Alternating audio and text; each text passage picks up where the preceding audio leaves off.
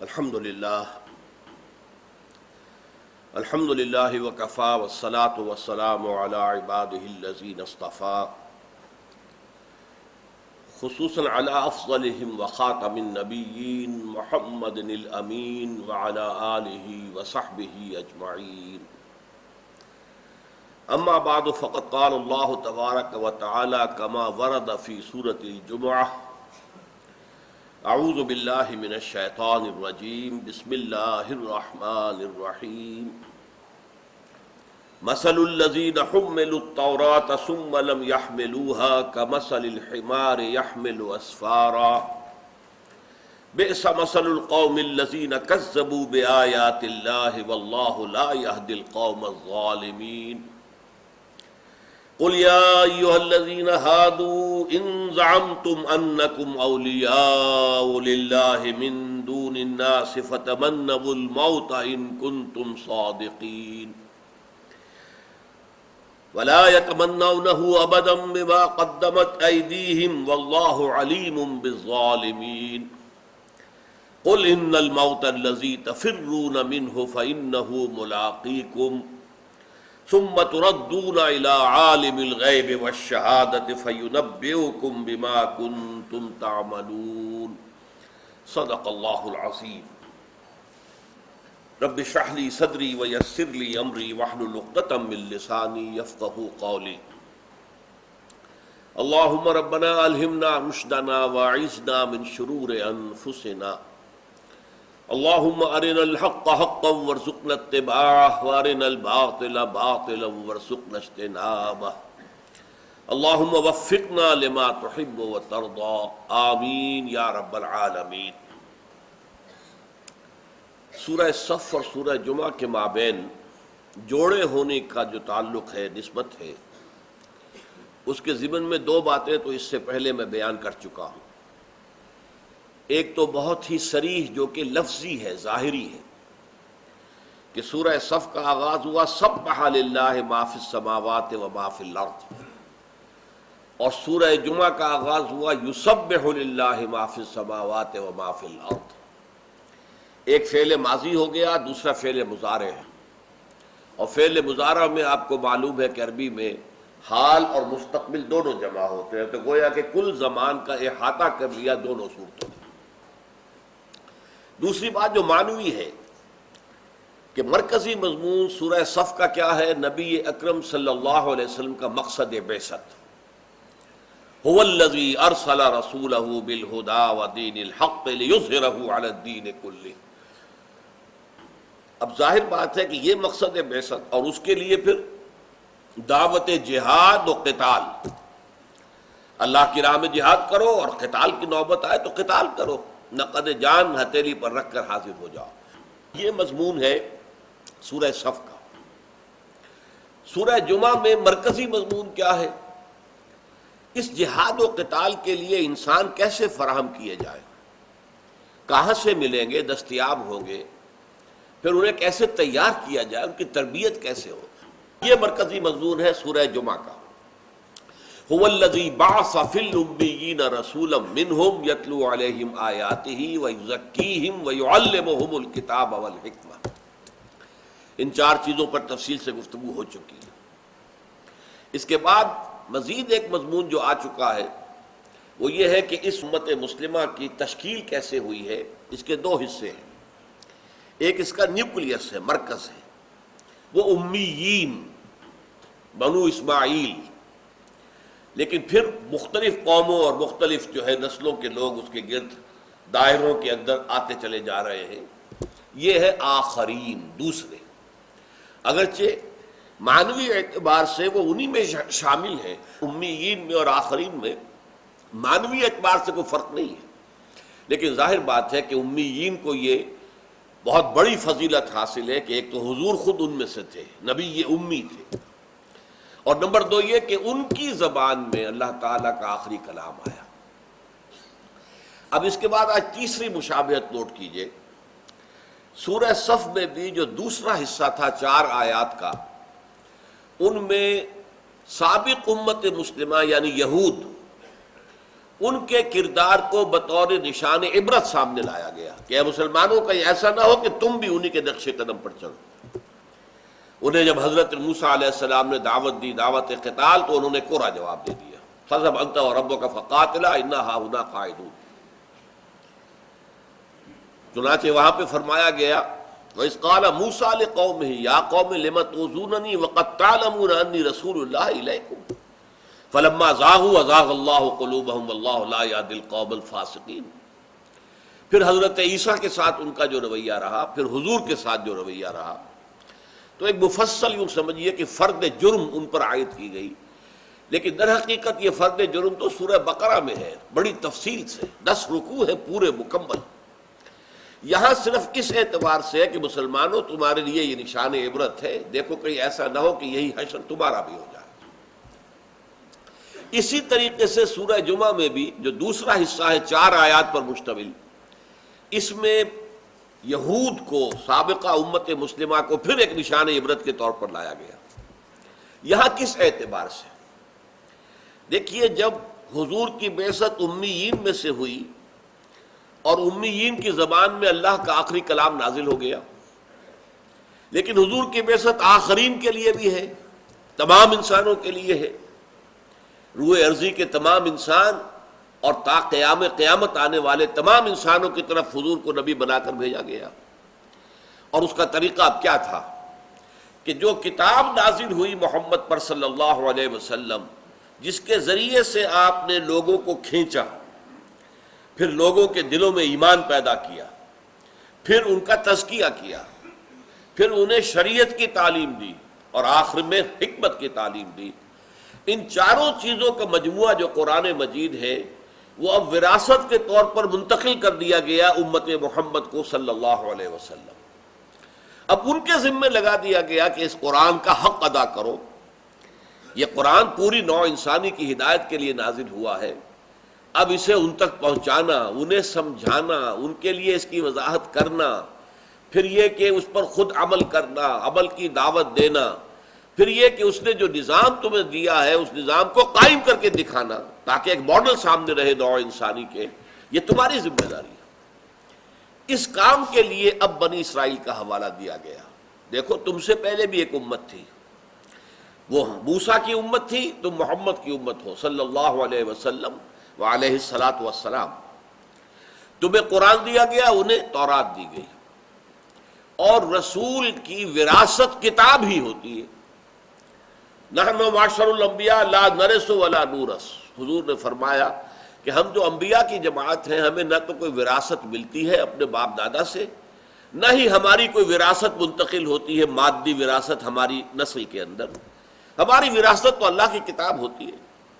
وَإِنَّ الَّذِينَ أُورِثُوا الْكِتَابَ مِن بَعْدِهِمْ لَفِي شَكٍّ مِّنْهُ مُرِيبٍ، یہ سورہ شورى میں فرمایا گیا کہ رسولوں کے بعد جو ان کی امتیں وارث بنائی گئیں کتاب کی، وہ رفتہ رفتہ ان کا یقین اس کتاب پر سے اٹھتا چلا گیا، کمزور ہوتا چلا گیا، شکوک و شبہات پیدا ہو گئے، یہ واقعتاً اللہ کا کلام ہے یا نہیں۔ اسی سے پھر ان کے اندر ساری بدعملی اور بے عملی پیدا ہوئی۔ تو اسی اعتبار سے حضور نے اپنے آخری خطبے میں، خطبہ حجۃ الوداع، اس میں جو آخری بات کہی تھی وہ کیا تھی؟ قد ترکت فیکم ما ان اعتصمتم بہ لن تضلوا ابدا کتاب اللہ۔ دیکھو مسلمانوں، میں تو اب جا رہا ہوں، آپ نے خطبہ جو ہے شروع ہی کیا تھا ان الفاظ سے کہ مسلمانوں شاید کہ اب دوبارہ اس مقام پر ملاقات نہ ہو، یعنی یہ آخری حج ہے میرا، اور اسی لیے آپ نے بہت کھلی دعوت دی تھی کہ خذوا عنی مناسککم، دیکھو مجھ سے پوچھ لو، یہ جو مناسک حج ہے، کوئی سوال آئے پوچھو، مجھ سے پوچھو، اس لیے کہ شاید دوبارہ میری تم سے ملاقات نہ ہو۔ آخر میں آپ نے کیا فرمایا؟ میں جا رہا ہوں تو لیکن تمہیں بے یار و مددگار چھوڑ کر نہیں جا رہا۔ قد ترکت فیکم، دیکھیے ترکہ جسے ہم کہتے ہیں، ترکہ وراثت کے لیے ایک لفظ ترکہ بھی تو ہے نا، لہذا میرا ترکہ کیا ہے؟ قد ترکت فیکم، میں تمہارے اندر ایک ایسی چیز چھوڑ کر جا رہا ہوں، ما ان اعتصمتم بہ لن تضلوا ابدا، کہ اگر تم اسے مضبوطی کے ساتھ تھامے رکھو گے تو کبھی گمراہ نہیں ہوگے۔ کتاب اللہ، وہ کتاب اللہ ہے کہ جو تمہیں دی گئی۔ اب یہ ہے در حقیقت جیسے کہ حضور کی امت کو وراثتاً حضور سے قرآن ملا، ایسے ہی حضرت موسیٰ کی امت کو ان کے انتقال کے بعد وراثت کے طور پر تورات ملی۔ اب جنہیں بھی یہ کتاب ملتی ہے ان کی کوئی ذمہ داریاں ہوتی ہیں، وہ ذمہ داری اگر ادا نہ کریں تو لینے کے دینے پڑ جاتے ہیں۔ بہت بڑی فضیلت ہے کہ اللہ کی کتاب آپ کے پاس ہے، لیکن آپ اس کے حقوق ادا نہیں کر رہے، اس کے ضمن میں جو فرائض آپ پر عائد ہوتے ہیں وہ ادا نہیں کر رہے، تو اس کا مطلب کیا ہے کہ وہ تو آپ کو لینے کے دینے پڑ جائیں گے۔ یہ فضیلت جو ہے آپ کی جو قیامت میں باز پرس ہے اسے شدید تر بنا دے گی۔ تمہیں ہم نے کتاب دی تھی، تم وارث تھے اس کتاب کے، تم نے اس کا حق ادا کیا نہیں ہے، کیا نہیں کیا۔ اب اس اعتبار سے جو یہود کا کردار ہے اس کو یہاں بیان کیا جا رہا ہے، لیکن نوٹ کر لیجیے پھر کہ در حقیقت یہ کس لیے بیان ہو رہا ہے ان صورتوں میں کہ ایک نشان عبرت، دیکھو کہیں اے مسلمانوں تم بھی ایسا نہ کرنا، کہیں ایسا نہ ہو کہ تمہارا طرز عمل بھی وہی ہو جائے۔ چنانچہ فرمایا گیا مثل الذین حملوا التوراۃ ثم لم یحملوها، مثال ان لوگوں کی جو حامل تورات بنائے گئے تھے پھر انہوں نے اس کے حامل ہونے کی ذمہ داریاں ادا نہیں کی۔ یہ جو حمل کا لفظ ہے عربی زبان میں، حمل اور حمل یہ دو الفاظ آتے ہیں، دونوں کے معنی بوجھ ہے۔ حمل ہوتا ہے کسی معنوی بوجھ کے لیے جو نگاہوں سے نظر نہیں آتا، معنوی بوجھ، جیسے عورت کے پیٹ میں بچہ ہے تو وہ حمل ہے، نظر نہیں آتا بچہ، حمل ہے اسے۔ قرآن مجید میں یہ الفاظ آئے ہیں بار بار، سورہ حج کے آغاز میں ہے یا ایھا الناس اتقوا ربکم ان زلزلۃ الساعۃ شیء عظیم یوم ترونها تذہل کل مرضعۃ عما ارضعت وتضع کل ذات حمل حملها۔ اہل ایمان اللہ سے ڈرو، دیکھو قیامت کا جب زلزلہ آئے گا وہ بہت شدید ہوگا، اتنا شدید ہوگا کہ ہر حاملہ کا حمل گر جائے گا، اور دودھ پلانے والی اپنے بچے کو، دودھ پینے والے بچے کو بھول جائے گی، جو کہ کسی عورت کے لیے یا کسی جانور کے لیے بھی اس کا جو بچہ ہوتا ہے اس میں اس کی جان ہوتی ہے، لیکن وہ اتنی دہشت ناک گھڑی ہوگی الساعہ کہ اس میں وہ دودھ پلانے والی جو ہے وہ اپنے بچے کو بھول جائے گی، اور ہر حمل والی جو ہے اس کا حمل گر جائے گا۔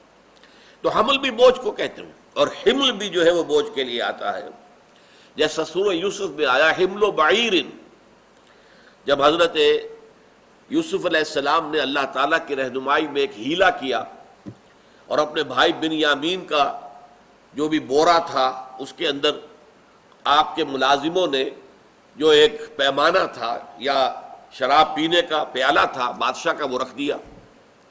اس کے بعد اعلان ہوا کہ اے قافلے والو تم تو چور ہو۔ انہوں نے پوچھا کہ کیا چیز گم گئی ہے آپ کی؟ آپ کو معلوم ہے ہم یہاں فساد کرنے نہیں آئے، ہمارا ملک جو ہے شدید ترین قحط میں ہے، تو یہاں سے اناج لینے کے لیے آئے ہیں، کوئی فساد کرنے نہیں آئے۔ تو اس کے بعد اعلان کیا گیا کہ جو بھی وہ بادشاہ کا کھویا ہوا پیمانہ لے آئے گا تو اس کو حمل و بعیر، ایک اونٹ کا بوجھ مزید مل جائے گا اناج کا، وَأَنَا بِهِ زَعِيمٌ۔ اور حضرت یوسف نے فرمایا میں اس کی ذمہ داری لیتا ہوں، ضمانت دیتا ہوں کہ جو بھی وہ واپس لے آئے گا اس کو ایک بوجھ جو ہے مزید، ایک اونٹ کا بوجھ وہ انہیں مل جائے گا، حمل و بعیر۔ تو حمل اور حمل، اور اس سے فعل جو بنتا ہے حمل یحمل، اٹھانا۔ لیکن ایک اور لفظ آیا ہے قرآن مجید میں، خاص طور پر سورہ بقرہ کے آخر میں، اسے اسر کہتے ہیں۔ اسر کہتے ہیں ایسا بوجھ کہ جس کے نیچے انسان دب کر رہ جائے، حرکت نہ کر سکے، بوجھ اتنا شدید ہے کہ دب گیا اس کے نیچے، وہ اسر ہے۔ اور جو ایک حمل اس کو کہتے ہیں جس کو لے کر انسان چلے، اور حمل حمال ہم کہتے ہیں اس کو ہے، پلے دار، جو بوجھ لے کر ایک جگہ سے دوسری جگہ جاتا ہے وہ حمال ہے۔ تو حمل کہتے ہیں وہ بوجھ جس کو لے کر انسان چل سکے، اور اسر کہتے ہیں وہ بوجھ جس کے نیچے انسان دب کر رہ جائے۔ وَلَا تَحْمِلْ عَلَيْنَا إِصْرًا كَمَا حَمَلْتَهُ عَلَى الَّذِينَ مِن قَبْلِنَا، اے اللہ ہم پر ویسا اسر، ہمارے اوپر اس کی ذمہ داری نہ ڈال دیجو جیسا کہ تو پہلے امتوں کے اوپر ڈالتا رہا ہے، ہمارے لیے آسانی فرما۔ اور آپ کو معلوم ہے کہ شریعت محمدی صلی اللہ علیہ وسلم میں آسانی جو ہے وہ ایک بہت مرکزی نقطہ ہے، اور حضور نے اپنے امت کے علماء کو اور جو بھی زعما ہو انہیں ہدایت کی، یسروا ولا تعسروا، دیکھو لوگوں کے لیے آسانیاں پیدا کرو، سختیاں پیدا نہ کرو، خام خواہ کو سخت سے سخت بات بناتے چلے جانا۔ یہ ہوتا ہے بعض مذہبی لوگوں کے اندر کہ ان کے اپنے اندر جو ہے تقویٰ کا کچھ اتنا زور ہو جاتا ہے، جس کو مولانا مودودی مرحوم کہتے تھے تقویٰ کا ہیضہ ہو جانا، کہ وہ پھر سخت سے سخت بات کرتے ہیں اور دوسروں کے اوپر بھی وہی لاتے ہیں۔ اب اس سے یہ ہے کہ فتنہ پیدا ہوتا ہے، جو لوگ نہیں اٹھا سکتے پھر گویا کہ ان میں ایک گلٹ پیدا ہو جاتا ہے، گلٹی کانشنس، کہ میں وہ ضروری کام جو کرنا تھا میں نہیں کر پا رہا، حالانکہ وہ بات ضروری تھی ہی نہیں، وہ خامخواہ اضافی طور پر بوجھ تھا، اسرن۔ یہی لفظ اسر آیا ہے سورہ اعراف میں۔ حضور کے فرائض میں سے یہ بھی ہے وَيَضَعُ عَنْهُمْ إِسْرَهُمْ وَالْأَغْلَالَ الَّتِي كَانَتْ عَلَيْهِمْ، ان پر سے وہ بوجھ ہٹا دے جو ان کے ربیوں نے اور ان کے بڑے بڑے فریسیوں نے اور عالموں نے اور فقیہوں نے جو ایک لمبا طومار بنا کر شریعت کا ان کے سر پر لاد دیا تھا، إِسْرَهُمْ وَالْأَغْلَالَ الَّتِي كَانَتْ عَلَيْهِمْ، اور توق جو ان کے گلے میں ڈال دیے تھے، حضور نے آ کر انہیں آزاد کیا ہے۔ الدین یسر، دین جو ہے آسانی کا نام۔ اب یہاں پہ نوٹ کیجئے مثل الذین حملوا التوراۃ، مثال ان کی جو حامل تورات بنائے گئے، ثم لم یحملوها، تو انہوں نے اسے نہیں اٹھایا، اس کی ذمہ داری ادا نہیں کی۔ اس کا کیا مطلب ہے کہ کتاب کے حامل ہونے کی کچھ ذمہ داری ہے، جن کے رتبے ہے سوا، ان کی سوا مشکل ہے۔ بہت بڑی فضیلت بھی ہے کہ اللہ کی کتاب کسی امت کے پاس ہے، اور سب سے زیادہ خوش قسمت امت جو ہے وہ امت محمد ہے صلی اللہ علیہ وسلم، جس کے پاس اللہ کی کتاب بن و عن موجود ہے، کوئی تحریف اس میں نہیں ہو سکتی، نہ آج تک ہو سکی ہے۔ قرأت کا فرق ہو سکتا ہے، کتابت کے اندر کوئی فرق ہو سکتا ہے، لیکن قرآن کا جو ٹیکسٹ ہے اس میں کوئی فرق نہیں ہو۔ ترجمے میں تحریفیں ہو گئی ہیں اور تفسیروں میں تحریفیں ہو گئی ہیں، انسانی خیالات اور تصورات ان میں داخل ہو گئے، متن میں کچھ نہیں ہو سکتا۔ محفوظ ترین کتاب، نہ تورات محفوظ ہے اس وقت دنیا میں، اور نہ انجیل محفوظ ہے، نہ زبور محفوظ ہے، اور صحف ابراہیم تو اکثر لوگوں کے خیال میں تو دنیا میں ہے ہی نہیں۔ وہ تو میرا ذاتی خیال ہے کہ اپنشد جو ہیں ہندوؤں کے، وہ صحف ابراہیم کی بگڑی ہوئی تحریف شدہ شکل ہے، واللہ عالم، یہ خیال ہے۔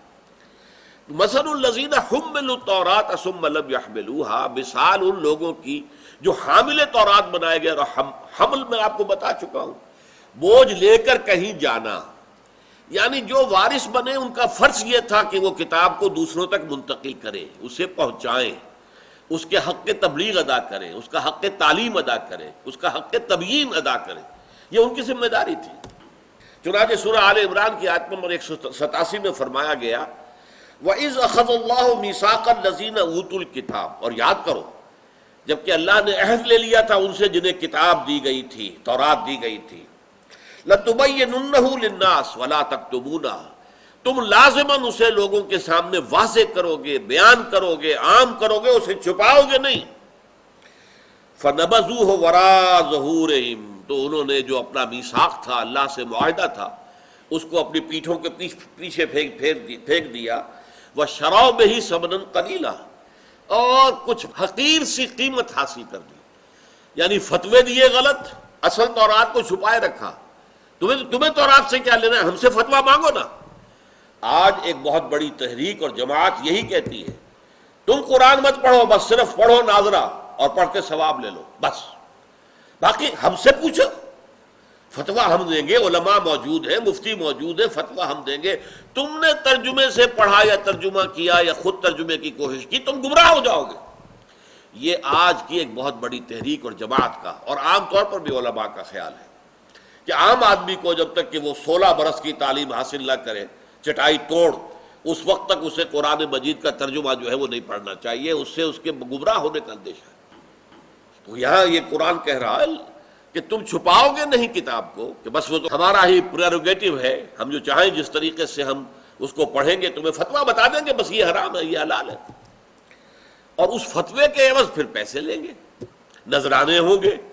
تو یہ گویا کہ وہ اللہ کی کتاب کو بیچتے ہیں حقیر سے منافع کے لیے، دنیاوی منافع۔ فَبِئْسَ مَا يَشْتَرُونَ، تو بہت ہی بری شے ہے جو وہ لے رہے ہیں، جو بھی دنیاوی مفادات حاصل کر رہے ہیں کتاب اللہ کو چھپا کر اور بس اپنے من گھڑت فتوے دینے سے۔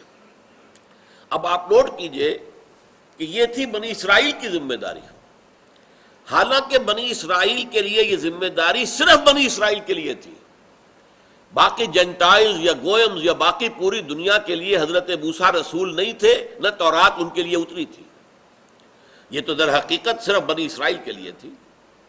تو گویا کہ اس سے لاکھ گنا بڑی ذمہ داری ہو گئی امت محمد کی صلی اللہ علیہ وسلم، کہ ان کو تو بھیجا گیا پورے انسانی دنیا کی طرف، وَمَا أَرْسَلْنَاكَ إِلَّا كَافَّةً لِلنَّاسِ بَشِيرًا وَنَذِيرًا، اے نبی ہم نے نہیں بھیجا ہے آپ کو مگر پوری نوع انسانی کی طرف بشیر اور نذیر بنا کر۔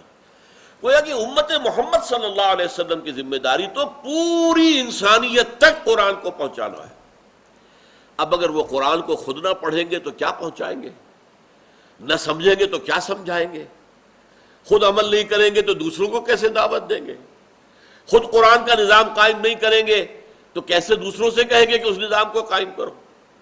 یہ ہے وہ ذمہ داری جو آج مسلمان ادا نہیں کر رہے، اور جس کے نتیجے میں وہ عذاب الہی کا اس وقت عذاب الہی کے شکنجے میں آئے ہوئے ہیں۔ ضربت علیہم الذلۃ والمسکنہ، یہ ذلت اور مسکنت جو ہم پر تھوپ دی گئی، بڑی بڑی طاقتیں جو ہیں وہ تو کافروں کی ہیں۔ امریکہ ہے جو للکار رہا ہے اور بڑکے مار رہا ہے، ہم جو چاہے کریں گے، ہم جس ملک کو سمجھیں گے کہ وہاں کوئی اندیشہ ہمارے لیے مستقبل میں ہو سکتا ہے، ہم پہلے اس کے اوپر جھپٹ کر حملہ کر دیں گے کھل کر۔ نہ کوئی بین الاقوامی قانون کی ہمیں پرواہ ہے، نہ اپنے الائز کی پرواہ ہے، نہ دنیا کی رائے عامہ کی ہمیں پرواہ ہے، وہ ہماری طاقت ہے، ہم اس طاقت کا جیسے چاہے استعمال کریں، اور سب سے بڑا ہدف اس طاقت کا مسلمان ممالک ہے۔ لیکن یہ میں آپ کو بتا رہا ہوں کہ اس وقت امت مسلمہ کی جو کمزوری ہے، ضعف ہے، ذلت ہے، مسکنت ہے، اس کا یہ عالم ہے۔ تو وہی آج در حقیقت اس ذمہ داری کو پورا نہ کرنے کا نتیجہ ہے۔ یہ مضمون جو ہے میرا، یوں سمجھیے کہ میں نے جب لاہور آ کر اپنے مشن کا آغاز کیا ہے 1965 میں، اور دروس کا آغاز کیا، حلقہ مطالعہ قرآن قائم کیے، اور اس کے بعد مجھے دعوت ملی کہ مسجد خضرہ میں جمعے میں خطاب کیا کروں، تو میں نے پہلے 2 جمعوں میں جو تقریر کی تھی وہ اس موضوع پر تھی، اس لیے کہ اس وقت پاکستان میں ایک جشن منایا جا رہا تھا، جشن نزول قرآن، 1400 سالہ جشن نزول قرآن، یعنی قرآن کے نزول کی ابتدا ہوئی تھی وہ 610 عیسوی میں، قمری حساب سے اس وقت وہ 1400 برس پورے ہو چکے تھے، لہذا اس کے لیے جشن منایا جائے۔ لیکن جشن میں ہو کیا رہا تھا؟ محفل قرات ہو رہی ہے، بڑے بڑے قاری بلائے گئے، لمبے لمبے سانس کا وہ مظاہرہ کر رہے ہیں، حسن قرات بھی تھی اس میں، یقین اس میں کوئی شک نہیں، عوام کے لیے تو یہی بات تھی، اوہ کتنا لمبا سانس ہے اس کا۔ پھر اس کا وہ سونے کے تار سے قرآن لکھنا جو آپ کے ہاں ایک عجیب شے بن کر رکھا ہوا ہے اسمبلی کی بلڈنگ کے سامنے، میں نے اس پر سوچا کہ کیا یہ حقوق ہے قرآن کے؟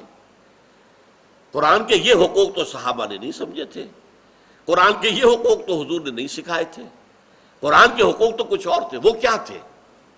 اب نوٹ کر لیجئے، جس پر کہ میری وہ 2 تقریروں پر مشتمل پھر کتابچہ شائع ہوا، مسلمانوں پر قرآن مجید کے حقوق، وہ اردو میں چھپا، انگریزی میں چھپا، عربی میں چھپا، فارسی میں چھپا، اور اس کے بعد ملیشیا کی زبان میں چھپا، سندھی میں چھپا، اور پشتو میں چھپا، وہ اتنا عام ہوا ہے اور اتنا مقبول ہوا ہے، اور میری تحریر کا یوں سمجھیے کہ وہ اساس ہے، وہ وہاں سے بات شروع ہوتی ہے۔ میں نے اس میں کہا ہے کہ ہر مسلمان پر حسب صلاحیت و استعداد، سب کی استعداد برابر نہیں ہوتی ہے، لیکن جس کی جتنی صلاحیت ہے اور استعداد ہے اس کے اعتبار سے 5 حقوق ہیں، 5 فرائض ہیں اس کے ذمہ جو قرآن کے ضمن میں ادا کر دیں۔ نمبر 1 یہ کہ قرآن پر ایمان جیسا کہ ایمان کا حق ہے، صرف زبان سے اقرار نہیں، دل میں یقین پیدا ہو جائے کہ یہ واقعتاً اللہ کا کلام ہے۔ پھر اس کا پڑھنا جیسے کہ پڑھنے کا حق ہے، صحیح تجوید ہو، صحیح مخارج سے الفاظ ادا ہو رہے ہوں، اس کے اندر ایک پھر ملکوتی غنا آ جاتا ہے، اس کی اپنی ایک ڈیوائن میوزک ہے، اس کی موسیقی ہے۔ آپ اگر مصری قراء کو پڑھتے ہوئے سنیں تو معلوم ہوتا ہے کہ واقعتاً ایک غنا ہے، ایک موسیقی ہے۔ اور یہ شاید آپ کے علم میں نہ ہو کہ مصر میں 2 ہستیاں نہایت محبوب تھیں، ایک ان کی گلوکارہ تھی، جیسے آپ کے ہاں ملکہ ترنم تھی، ایسے ام کلثوم ان کی گلوکارہ تھی، وہ اس کے گانوں کے اوپر مصری جو ہے وہ قربان ہوتے تھے اور ٹوٹ پڑتے تھے جہاں کہ اس کا گانا ہو رہا. اور یا پھر شیخ عبد الباسط محمد عبد الصمد کی قرات تھی، وہ بھی اتنی ہی محبوب تھی انہیں، جہاں کہیں بھی اس کی محفل ہو وہ ٹوٹ کر جاتے تھے. اس میں ڈیوائن غنا ہے تو پڑھو جیسا کہ پڑھنے کا حق ہے. نمبر 3، اسے سمجھو جیسے کہ سمجھنے کا حق ہے. اس میں یہ بھی ہے کہ تذکر کے لیے سمجھنا آسان ہے، تدبر قرآن کا حق ادا کرنا آسان نہیں ہے. اسی طریقے سے پھر اس پر عمل کرو جیسا کہ عمل کرنے کا حق ہے. عمل انفرادی بھی ہے، اجتماعی بھی ہے. انفرادی احکام جو آئے ہیں ان کو میں انفرادی زندگی میں ادا کروں، اجتماعی احکام میں ایک نظام قائم کروں جس میں کہ تمام احکام جو ہیں وہ جو بھی ہو قوانین ہیں شریعت کے، جو اجتماعی نظام کے بغیر نہیں نافذ ہو سکتے. چور کا ہاتھ کاٹو، یہ ایک آدمی نہیں کاٹ سکتا، بلکہ وہ تو نظام کے تحت ہوگا تو ہوگا. رجم کی سزا اگر ہے شادی شدہ زانی اور زانیہ کے لیے تو وہ ایک آدمی تو نہیں کر سکتا. سود کو حرام کرو، جوئے کو حرام کرو، یہ اجتماعی فیصلہ ہوگا. لہذا اس کے لیے اجتماعی نظام قائم کرنے کی جدوجہد، اور پھر اسے عام کرو، پھیلاؤ، لوگوں تک پہنچاؤ، تعلیم دو، تبیین کرو، اس کی وضاحت کرو. یہ 5 حقوق ہیں کہ جو تورات کے ضمن میں بنی اسرائیل پر، یہود کے اوپر عائد کیے گئے. جب انہوں نے وہ ذمہ داری ادا نہیں کی تو فرمایا مثل الذین حملوا التوراۃ ثم لم يحملوها كمثل الحمار يحمل اسفارا. مثال ان کی جو حامل تورات بنائے گئے پھر انہوں نے اس کی ذمہ داری کو ادا نہ کیا، ان کی مثال ان گدھوں کی سی ہے کہ اس گدھے کی سی ہے جس پر کتابوں کا بوجھ لدا ہوا ہو. یہ سین فے را سے جو لفظ بنتا ہے یہ بڑا عجیب ہے. اس کے اندر مفہوم ہے انکشاف، کوئی نئی چیز معلوم ہونا، کوئی نئی بات آپ کے علم میں آئے، انلائٹنمنٹ. لہذا یہ کتاب کے لیے بھی استعمال ہوتا ہے. صفر جس کی جمع اسفار ہی ہے. تورات کی کتابوں کو کہا جاتا ہے، کتاب بھی کہا جاتا ہے جو اس کے ابواب ہیں. کتاب پیدائش، سفر پیدائش. کتاب خروج، سفر خروج. پھر سفر کے معنی ایک روشن ہو جانے کے بھی ہے کہ فجر کے وقت، یہ ہمارے ہاں ایک اختلافی مسئلہ ہے.